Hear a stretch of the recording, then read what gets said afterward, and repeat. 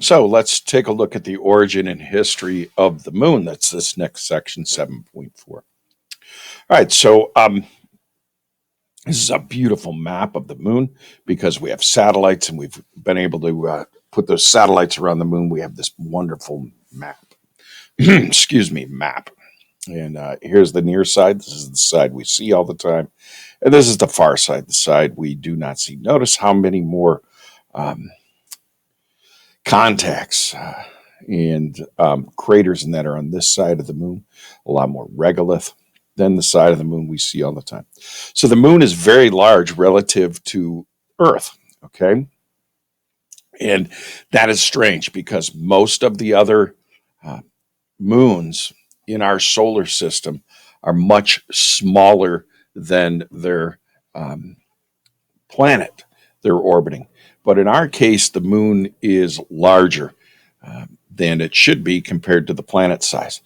These oddities, this oddity of the moon being so large, means it probably formed differently than the other moons in the solar system.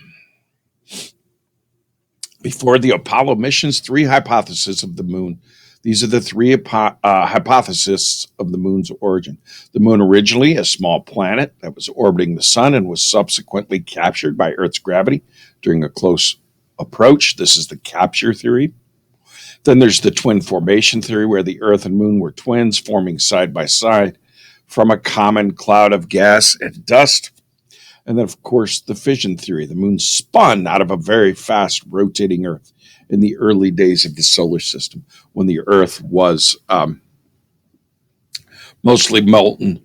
It was spinning so fast that a big chunk flew out, and that is our moon. That's the fission theory. Now, though, um, anyway, each of these hypotheses gave different predictions about the moon's composition.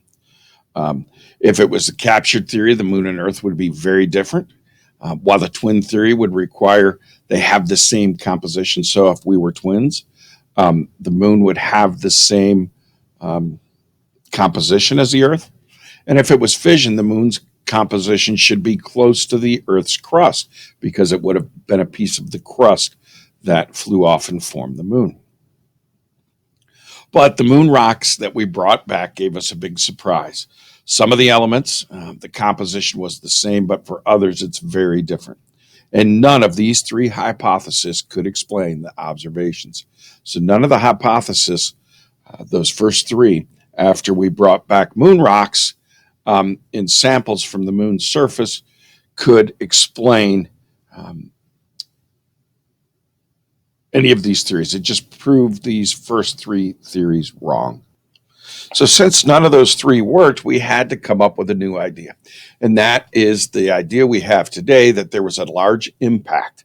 A Mars sized body smacked into the Earth. And remember from Newton's law, for every action, there's an equal and opposite reaction, or for every force, equal and opposite force. That force caused a large chunk of the Earth when the Earth was still in a young state. And there was a lot of molten material on the Earth's surface. It caused a chunk to fly out the other side that got trapped in the gravity of the Earth, and that formed our moon. So the moon formed from debris blasted out of the Earth by an impact of a Mars-sized body. The age of lunar rocks and a lack of impact site on Earth suggests collision occurred at least 4.5 billion years ago. There is not an impact place on the Earth because the Earth at the time was mostly molten material.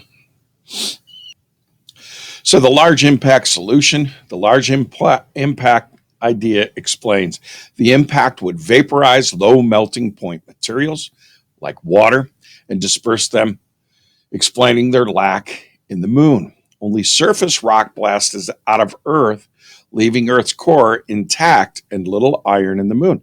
So in other words, the heavier material, we already know the heavier material is in the center of the Earth, a lot of iron and nickel. So when the Earth was hit and that chunk flew out, or that debris flew out, there's very little iron on the moon because it was in the core of the Earth. This easily explains the composition difference between the Earth and the moon. And the splashed out rocks that would make the moon would be more naturally lie near the ecliptic than the Earth's equatorial plane. Earth's tilted rotational axis then is explained. So this impact is what gave us our tilt on on our axis. Okay. That is it for this section. Good luck on the homework.